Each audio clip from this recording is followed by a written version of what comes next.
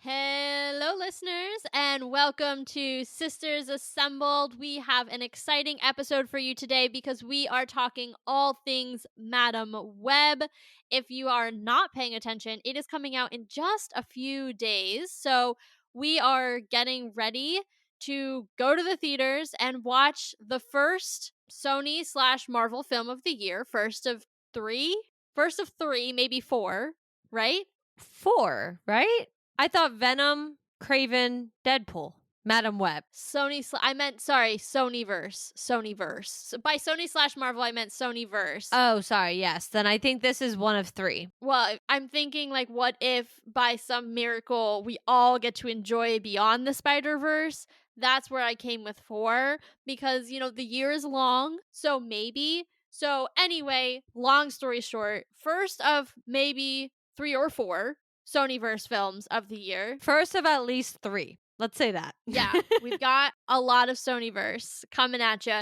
And, this is where Spider-Man gets a little weird. There are some areas that the Spider-Man comics have explored that are a little bit beyond your traditional Peter Parker gets bitten by a radioactive spider, and then he fights Doc Ock, and then he fights the Green Goblin. The more classic storylines that we all know from childhood, from Toby, from Andrew. Those things are just the tip of the iceberg when it comes to Spider-Man. There are entire ancient organizations and these things called totems, and we're not going to get into it all today. But we're going to scratch the surface because Madam Web lives within this more mystical, larger, more interconnected spider people realm that we've been partially introduced to in the Spider-Verse films with Miles Morales. So it's not a completely new concept, but it's definitely a little deeper than your casual Spider-Man fan has gone before. So we're going to guide you in there,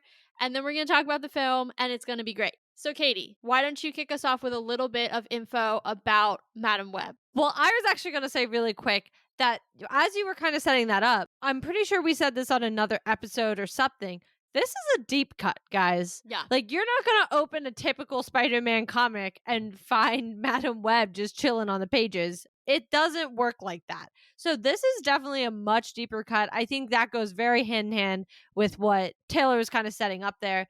I also want to just say, because there's not really a good place, I think, to mention this, they actually wanted to make this Andrew Garfield's Spider-Man's universe. Yeah. And then somebody at Sony realized they were setting the movie in like the 80s or 90s and was like, oh, wait, that doesn't work. But I do just want to put that out there for reference, because obviously that does not canonize that fact. That does not make that a for sure thing to go forward with. But I do just want you thinking about that, especially as you watch this movie. Yeah, I actually think that the movie is set in the early 2000s. That seems to be kind of the consensus that I saw in a couple of articles. Weirdly, specifically 2003, I think Us was like, yeah, it's set in 2003, or another outlet said that, and I was like, that's so weirdly specific. But I do want to go off of that by saying it does make a little bit more sense to be that timing, considering the second part of that kind of knowledge that you dropped about it originally being conceived to be Andrew's universe is that they have kind of adapted it to now be Tom's, which doesn't really totally make sense to me because it's supposed to be the MCU.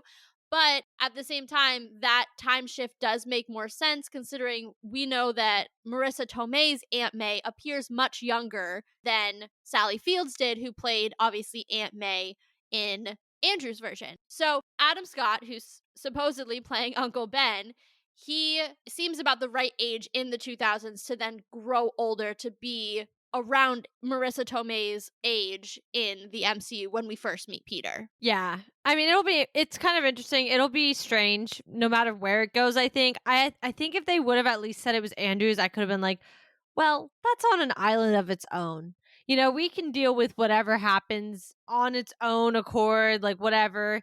But it being Tom's definitely is going to be interesting.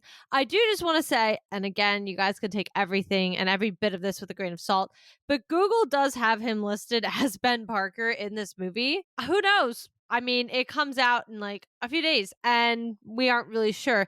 We also apparently have Emma Roberts in this movie. So I don't know. I don't know.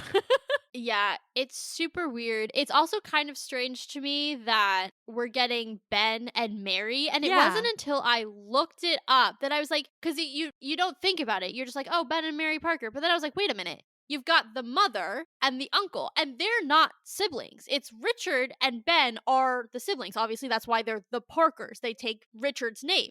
And so I was like, it's not even brother sister. Like I could almost understand if you were like Ben and Mary are brother and sister, and I get their brother and sister in law, but that's not the same. So why are we just getting Ben and his mother? It does make a little more sense now why it's not Andrew's, because Andrew spends so much time focusing on his father Richard and what his dad was doing and his research and trying to understand the last weeks and months of his father's life before they died.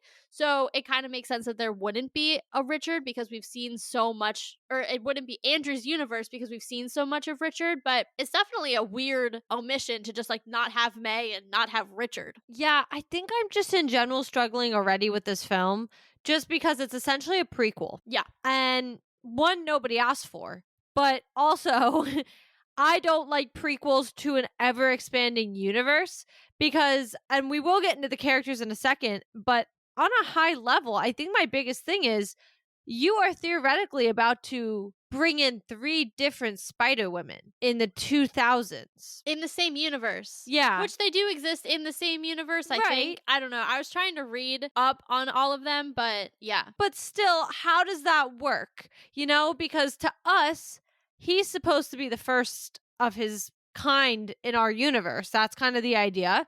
So I'm kind of like, okay, are we like, what is going to happen here? And I guess that gets into the plot. So I guess we could table that discussion. But it is going to be an interesting. I mean, they won't be the only spider people either. We have a whole Spider Man in this movie as well. I don't even know if I can be calling him Spider Man, but we have a spider esque person in this film prior to them, prior to the three Spider Women.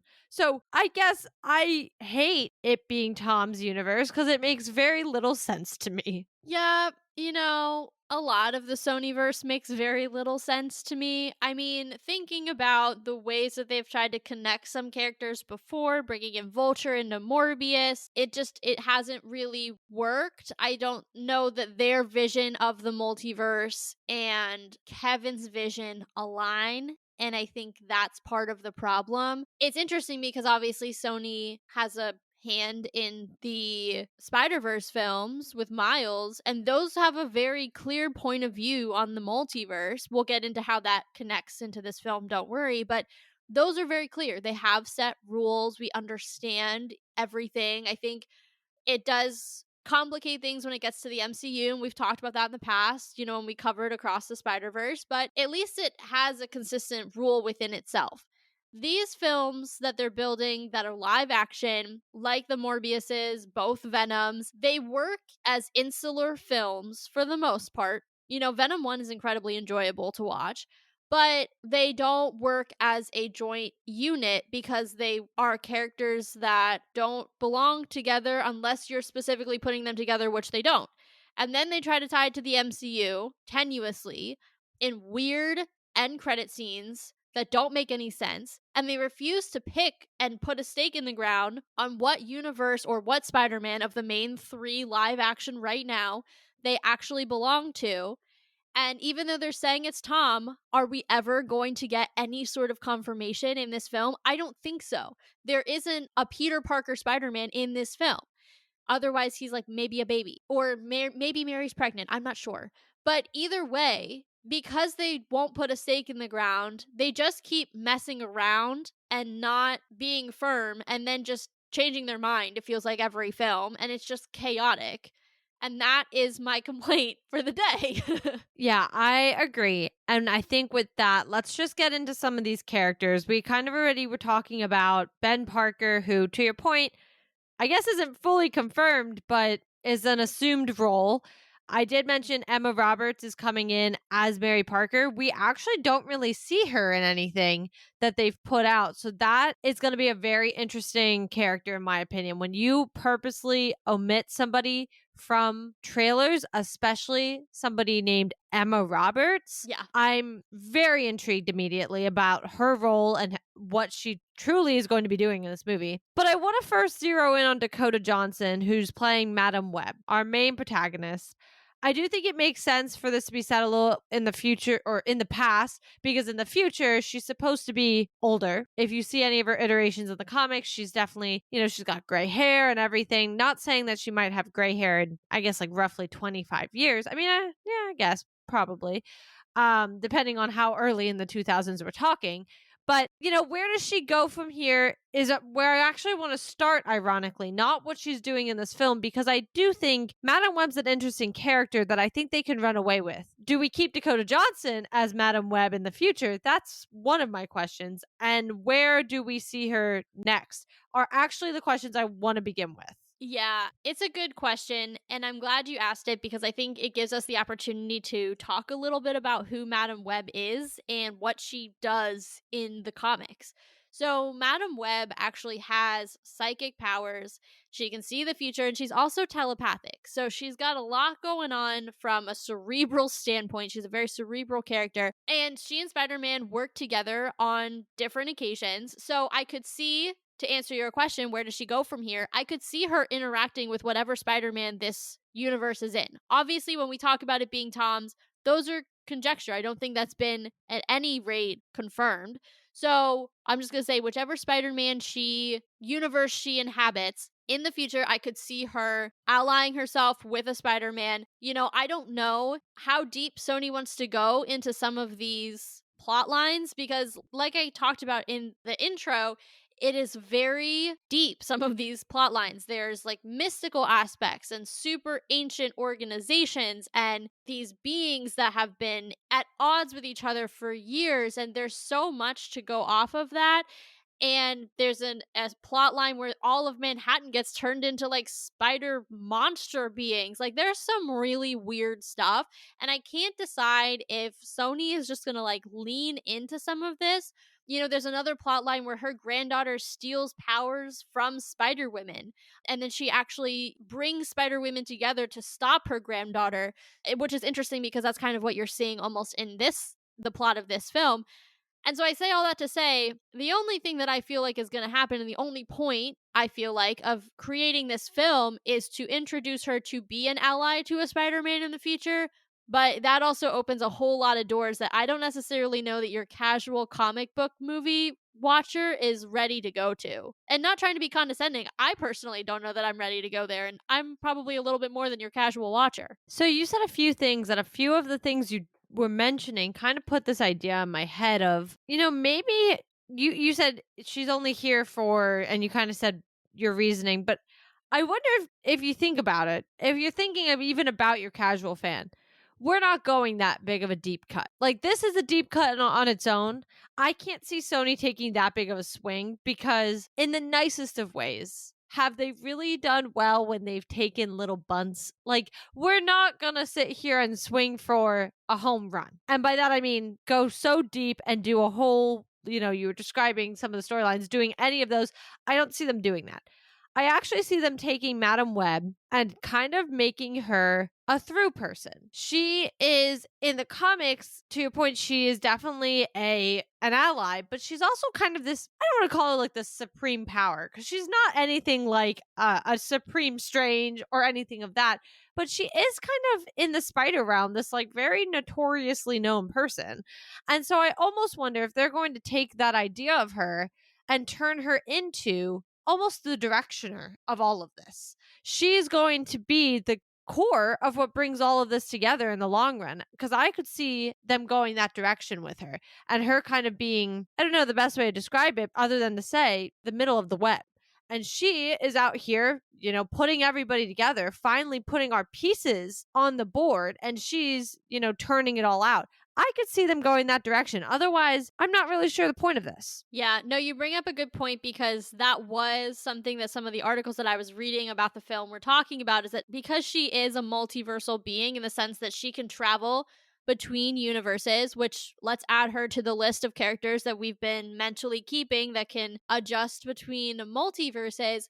Because she has that power, you're right. We can go in between universes now and not necessarily have to have Venom exist in the same universe as Morbius, though theoretically they're supposed to.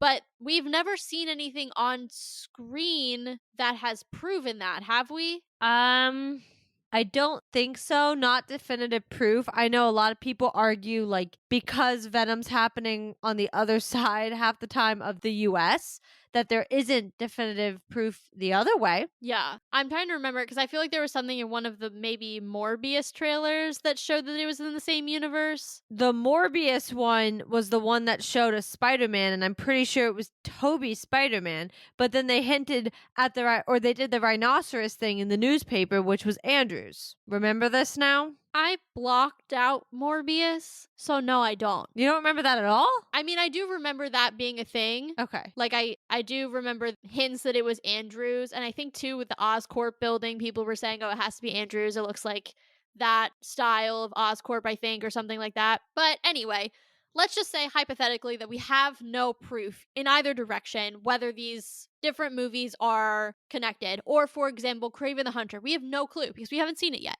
So let's just say Craven and Morbius are in totally different universes. Because Madam Web is able to move between universes, there's no Craven the Hunter without Spider-Man, right? We're going to see a Craven the Hunter film without Spider-Man because that's what Sony does. And for some reason, they refuse to, again, put a stake in the ground. But there will be a Spider-Man in his universe, regardless of whether we see him or not. And so, because of that, I think that Madam Web could be that connector between all of these different films, like you were saying. And I think it's, a really interesting opportunity to tie it all together. We're going to get later in the episode, we're going to get a little bit deeper into this kind of web that connects all spider people. It's a concept that we've talked about or seen really in the Spider-Verse films. And she's really a big part of that. So, yeah, the idea of her as a connector definitely feels right, but I also think she is going to interact with whichever Spider-Man they finally align is in her universe. She has to. Yeah, I don't disagree. I think, like I said, if she is not a connector, what's the point of this movie? I think there's no. I also am sitting here and listen. A lot of actors and actresses come on for a movie and they do the movie and they move on. A ton do it. I mean, that's why we have literally just standalone movies, right? But this kind of stuff isn't always just standalone. And so you need to be very mindful of who you're bringing on. And for one, there's quite a few big names attached to this movie. Yeah. But Dakota Johnson being your leading lady, I mean, for one role, that's what we're going to go with. I have to think that they have a door that they are trying to open here. And I mean, we have spewed again and again and again how sick and tired we are of Tony making these movies, and they are just absolute crap at doing anything with them. Because at the end of the day, sure, give me a subpar Venom 3. What does it mean? I don't know. Give me a Craven the Hunter that the only reason I'm watching it other than the podcast is for Aaron Taylor Johnson. And beyond that, I would never see that movie. Fine. But what's the reason? Where are we going with it? And so I'm thinking that this is going to be a long run sort of idea. I do just want to briefly go over her origin, or at least what we've seen. I don't want to try and even tackle the comic book end of it because I think that gets confusing. What we've seen in the trailer looks like it calls back to her mother. That's the relationship we're seeing there, is that her mom seemed to be doing research on spiders. Seems that's how she dies, somewhere in that mix, or she's murdered, but it's all in the same time frame. And that is probably just the connection between her and Ezekiel Sims because he's supposedly there when her mom dies. Beyond that, remove the spider. Take that out of your mind. She is not a spider person. Her abilities seemingly come when she has an accident, as she is a paramedic. Looks like she is trying to save somebody, and in the meantime, she falls into some water. She is saved, clearly, but in the meantime, that appears to be when she starts to get visions. So let's break it down. What does that mean? How? Maybe that's a good question. How does this work? But what does this all mean? I don't even know where to begin because there are so many things going through my head now between what I read about spider people and all of that and how they get their powers and how the spiders weren't necessarily an accident and all of that, and I just can't go go that deep today. But I think in terms of how it's being portrayed in the film, I think it makes sense in that they're simplifying the story for the casual moviegoer. Agreed. Because she is a very complicated character. She is central, like you said, to a lot of Spider People stories. And I don't know how you would even begin to do that or enter the audience into that whole arena if you didn't really simplify who she is. So I don't know that I can even say, like, what does this mean? I think it's just they had to change her origin, at least what I remember reading. They had to change her origin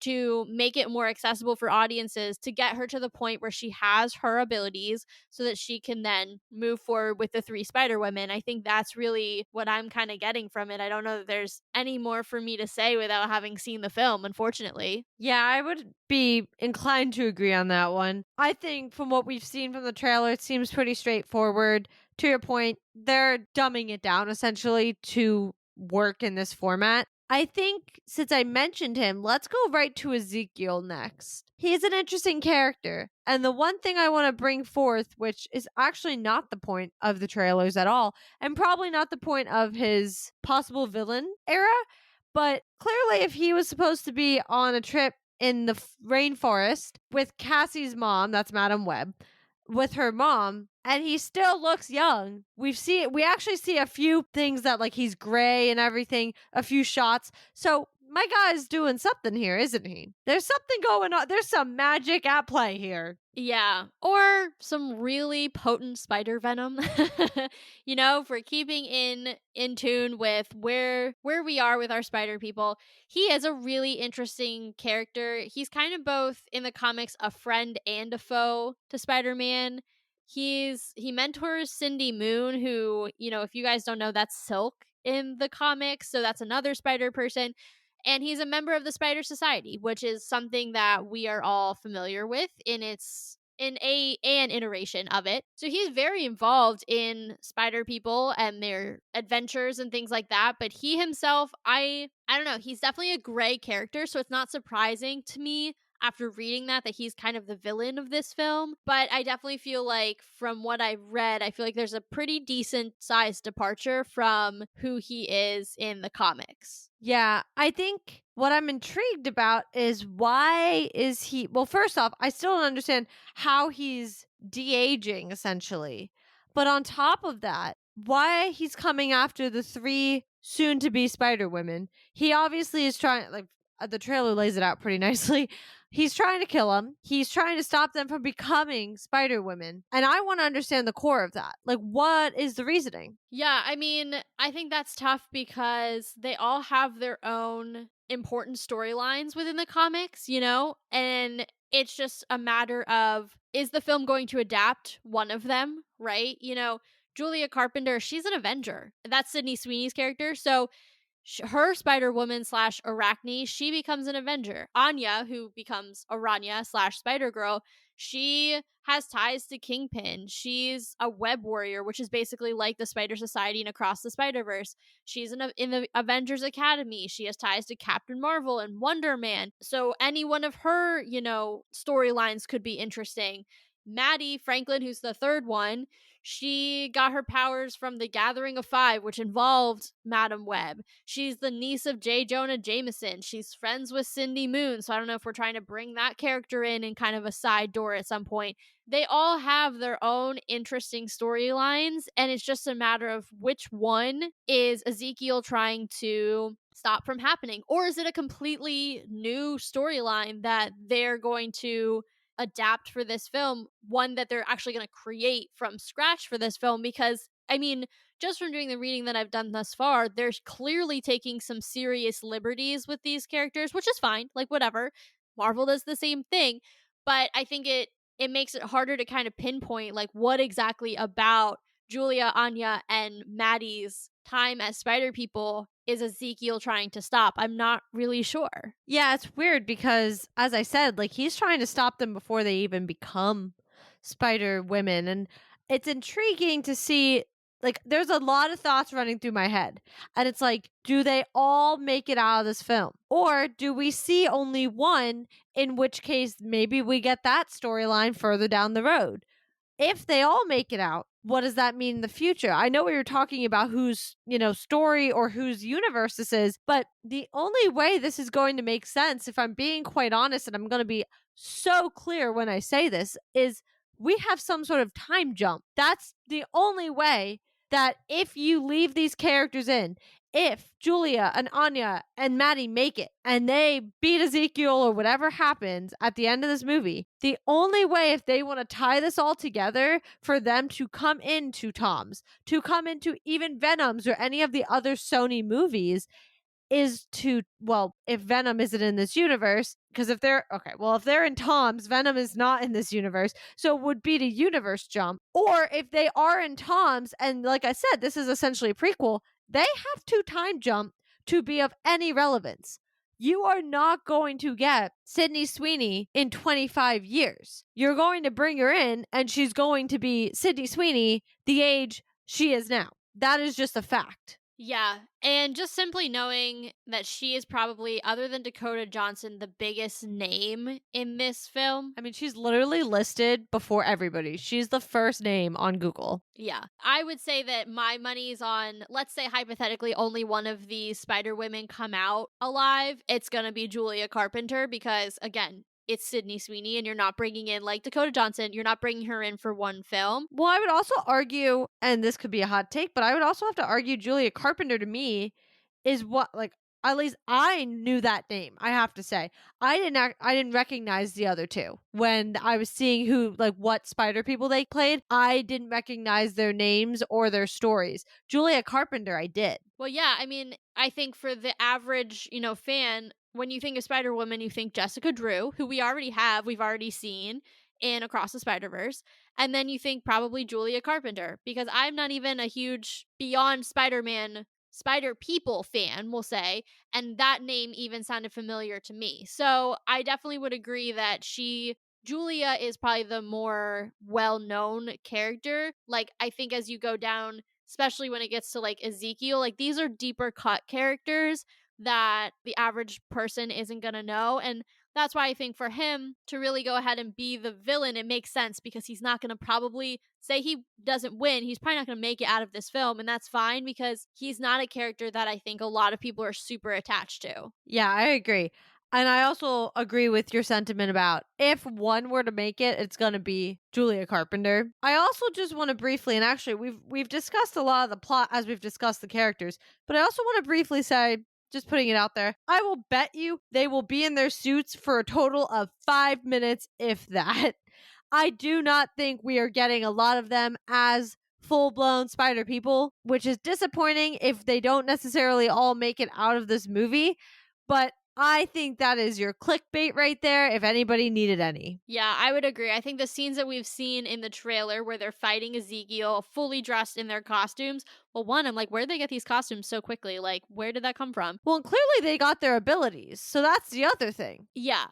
I mean, like, I guess that opens the question of, is there a time jump within the film itself? True, which there very well could be. Yeah, I mean, he's obviously in some form or fashion, either he sees the future like Cassie or he's lived it and gone back in time. I think this film, and I hate to say it, but I'm gonna say it, I think this film's gonna mess with our minds way more than we think. I think we're gonna have a huge multiversal aspect to this, and I think we're gonna have a huge time related aspect to this. And I think this just opens the door to really that big conversation because, like I said, I think we handled a lot of the plot already, which is how this all ties together. Because I actually think for the first time, and I don't really want to give Sony the credit until I see the film because I could be so wrong, but I actually think for the first time, I see a direction Sony's trying to go. Yeah, I think it's been tough. I will give them a little bit of benefit of the doubt here. And I will say, I think it's been tough because they have only been doing these films every few years.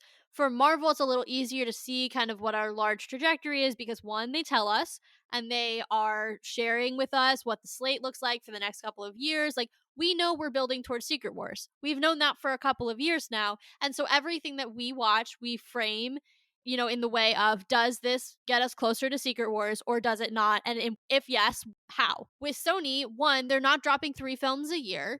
And 2, they're not providing us any sort of foresight into what their plans are. So it does seem very haphazard and very weird. Now, that doesn't explain the weird end credit stuff that they're doing, but, we're just going to put that aside for now. And I think for the first time, like you were saying, we're seeing a film that in and of itself has the potential to be a connector and to move towards things that make sense with not only their live action, but the Spider-Verse films in animation as well. Which I think if they can connect live action to the Spider-Verse, things are going to start to make a lot more sense because the Spider-Verse films laid a lot of foundation for our general understanding that will help us see how the whole world is connected. And when I was reading the articles who pointed that out, I was like, that's the like eureka moment, right? That for me, I was like, oh, this now makes so much more sense. Like they've been laying these stones for us to follow, these breadcrumbs.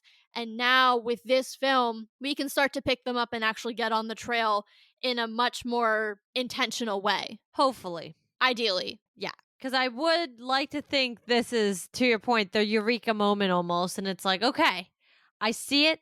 I know where we're going. I get it. And honestly, I know you said throw aside some of those end credits, but I do agree. Let's throw aside the Morbius one. I don't want to think about it. But in kind of preparing for this episode, something interesting that I had seen somebody talking about was the Venom end credit, where he comes out, not the one where he leaves his little symbiote piece in 616, but when he originally comes over. And listen, guys, this was like 3 years ago. So it's kind of been casted aside. We've had No Way Home since then. We've had MOM. We've had a lot happening, especially in this realm. But what this person was pointing out, which I never thought about, was there had to be something that happened to bring him to 616. And I never thought about it because I was too distracted by seeing Tom Holland suddenly on the TV screen. But when this person pointed that out, I was like, wait a second. And now we have a prequel coming in that I'm like, maybe, just maybe, we get to understand what that moment was. Because, two, we don't really know where all these films fall. Yeah. That's the other thing. As much as we don't know where Marvel's timeline is, we have almost zero knowledge of where Sony's is. Yeah, that's true. I mean, I always assumed when I watched that film and that end credit that it was the snap and the blip that was causing that just based on timing and things like that. But, you know, you never really know. I guess they could always come back and show us that that wasn't it. That was just kind of the impression that I got. Yeah, I mean, I think originally that is something we even talked about. I don't actually agree with that looking back at it now, mainly because I think logically I'm like, that really doesn't make sense that the snap and the blip would be doing that, especially because at the time we were nowhere on this multiversal train. And I don't really think Sony of all people were going to sit there and be like, yup, that's that. Like, no. So I actually am more intrigued now to figure out what caused that. And let's just take the lid off here. You kind of were talking about the web. Well, you know the name of it more than I do. I always forget it.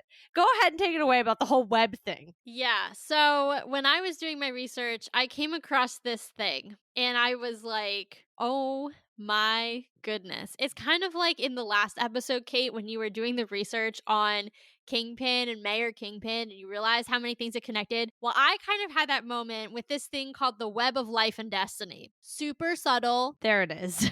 I knew it was something Destiny. It is not at all highly named and very important. But it is kind of this thing that connects all of the spider people, right? It is something that they protect. And it gets into kind of what I've hinted at before, this idea of like a very intentional spider society, not in the way that we know it. That's not how I mean it. Intentional in the sense that there are literally all of these spider people from their own universes, kind of like we've seen in across the Spider-Verse and the Spider-Verse films, but so many of them, and many of them are in service to protecting this web of life and destiny. And it comes from these ancient beings, and there's all this stuff about it. And I just can't even get there. But some interesting tidbits about it without going too deep into some of these crazy storylines. Though I highly recommend you guys at least peruse them because they're fascinating. It just like adds a whole nother layer to Peter Parker as Spider-Man that I, as someone who watched the shows as a child, just kind of want to leave it at the surface level. But it's definitely still interesting stuff. But Web of Life and Destiny. It allows you to travel between the multiverse, or between universes within the multiverse. The creator, the person who created the Web of Life and Destiny, is the actual originator of Spider People. So that's super interesting in and of itself. She's the one who like sent out the spiders to create spider people in the universes. That's why I was talking about the kind of mystical ancient being. There is a spider army, which is kind of the precursor to the web warriors. Web warriors are kind of like the spider society in Across the Spider-Verse. The web of life and destiny is what we did see in Across the Spider-Verse, where they showed that canon moment where we saw the connection to Toby and Andrew. That scene that we all freaked out about, that is the web of life and destiny. And probably one of my craziest facts that I'm going to throw at you all here is that the web of life and destiny is where the spider sense comes from, which is fascinating because you all just think it's like, I mean, you all, by you all, I mean literally everybody who reads Spider Man or watches Spider Man, it just kind of feels like it comes naturally with the powers. It actually comes from the web of life and destiny, which is like, again, going a layer deeper into Spider Man that I don't know that I ever wanted to go, but fascinating stuff. Yeah, I think, like you said, that's your aha moment. And I think it is. And I want to take a second and zero in on, I think, the biggest thing you said out of all of that. Although all are important things to remember, especially going into this movie, but it lets spider people move between universes. And I think that is so important when just got done talking about Venom moving into 616. And we're constantly talking about how are all these guys going to work one day? Because there's no way we're just making a bunch of one off movies, because anybody in any position of power in any type of film industry could tell you that's not going to work. There needs to be direction. So I think that is so important to run with, because guess what? That's your answer. And I also would like how you said that, because if you think about it, we now have a tree. We have a lovely multiversal tree.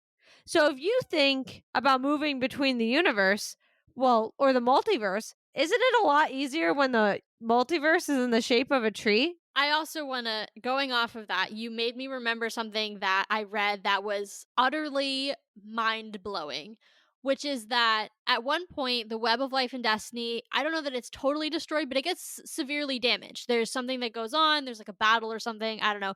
There are all these people who are opposed to spider people. There's something called like the Sisterhood of the Wasp, and that's literally where I'm going to leave it before I go down a deep rabbit hole that I was reading and my eyes were crossing. But the web gets severely damaged, and I was reading, I don't know if it was like the Marvel wiki or the actual Marvel website itself, but whatever I was reading was saying with the web of life and destiny damaged, the only way to move around the multiverse was through mystical means.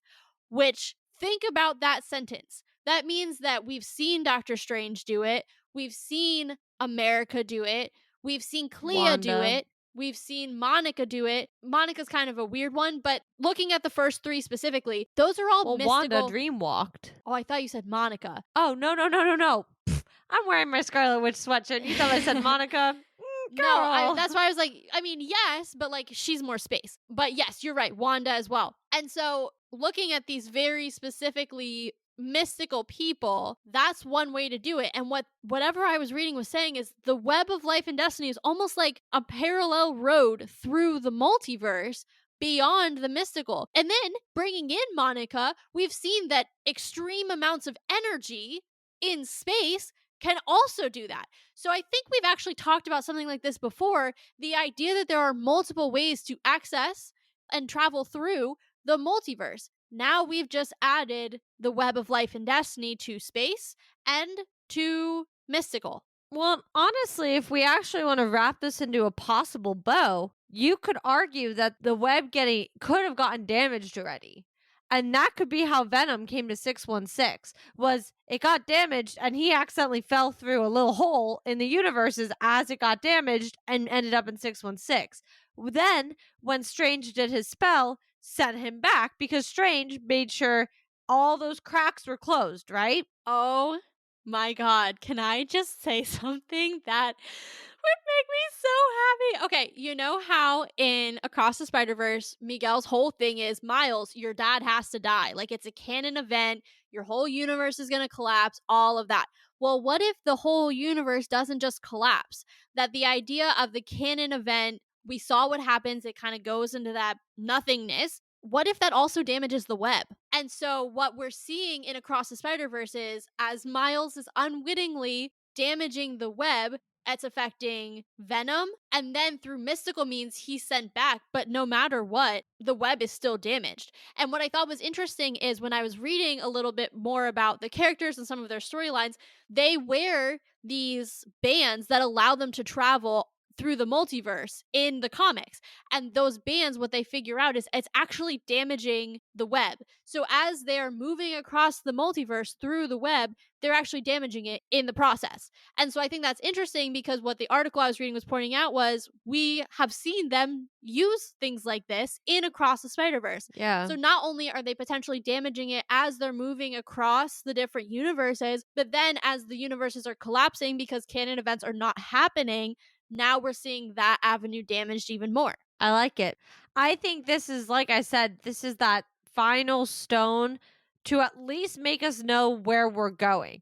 Because I could now see us connecting a lot of the dots as a whole. I do wonder if we're going to get, I guess in general, I think I'm wondering what we're getting as an end credit. Because I will say, if there's one thing Sony's notorious for, it's a pretty interesting end credit scene, whether we like it or we don't. Yeah, I mean, they don't disappoint in the sense that they get a reaction. Whether it's, oh my god, I can't believe they just flouted the rules of the multiverse again, or oh my god, Venom is in our universe briefly. Like, on both sides of the spectrum, they get a reaction. If you're asking me what my prediction is, because I forgot that we do this for movies, because it's been a hot minute since we've had a movie, oh man, I'm just going to go ahead and tell you what I want. And what I want is a live action Miles Morales. And if you're going to talk to me about the Web of Life and Destiny, go show me Miles. Are we there yet? No. Do I fully recognize that? Yes. Whatever. I mean, okay, fair. Fair points were made. I would have to say, I don't really know if I have like a for sure one, but I think ideally I'd like one that nail in coffin kind of moment where it's like we all speculated what was going to happen in this movie or what this movie was going to open to. We watched the movie. I would be so happy to see like Julia Carpenter show up and like pan over and it's something with Spider-Man or like Tom Holland Spider-Man or something. Like I would just like another nail in the coffin of a connection. Even if I'm mad, even if it's like Morbius level, it doesn't make sense to me mad. I want to see more connections because at least it lets me think. It lets me theorize on how we're getting there. And if this web is in existence and we're going off of that, I could start to at least be like, okay, well, I'm blaming it on this. And somehow these spider people are ending up in the wrong places and we're seeing another one. We have another point of proof. So that is what I would like to see. I don't have a specific one, but somewhere in that realm. I just had a thought, and I'm going to go with my less interesting thought first, and then I'm going to give you one that may make you fall out of your chair. Are you ready? Oh, God. Okay. Okay, so my less interesting one is that, yes, I do hope that we get a time jump into present day, whatever present day is, because we don't actually know right now. But maybe it's Julia, maybe it's actually Cassie, Webb, whatever. Or maybe it's all four of them. I don't know. Maybe they all make it the last scene of the film as they jump into some thing, some web, maybe they find out how to access the web of life and destiny, unclear, and now they're suddenly in modern day. That would solve your Sydney Sweeney and Dakota Johnson aging problem. There you go. Now, what could happen, and this is the thing that I think may make you fall off your chair. Oh, God. We all know that there's a certain movie that a certain segment of Spider-Man fans have been itching for a very long time. And it's the one movie that they refuse to make, even though they keep making all of these other random movies about deep-cut characters. What if they go into the future and we go to a future that is Andrew's Spider-Man and it is a backdoor lead up to his third movie? I would have to say I'd be very happy. That's such a mild reaction compared to what I was expecting. I am very happy, but I have allowed myself zero hope in this department for a long time. So I am not going to think, to your point, Sony, who will put out every other Marvel or every other Spider-Man related person first, will actually make the third and only movie anybody's asking them to make. I can't imagine they'd actually do that just because we've been begging for a long time over here. But I like it. And I like the thought process. And knowing that they wanted this to be Andrew's universe, Tom's just doesn't really make sense to me. And really, if you think about it, Andrew's movie was only in like 2014. And then Tom came on the scene in 2016. Like, they were not far apart. I think people forget that because there was definitely a bigger time jump between Toby's and Andrew's. So I think you have to acknowledge that age wise, some of these characters could work. Yeah. It's a little bit of a stretch, but some people age differently. Who knows? I wouldn't be against them doing that. I think it would make more sense. Like I said, I'd rather they dump all of this into Andrew's universe and just let Tom be controlled by Marvel and let Marvel do what they need to do with that Spider-Man. Other than what they did with Venom, that works for me.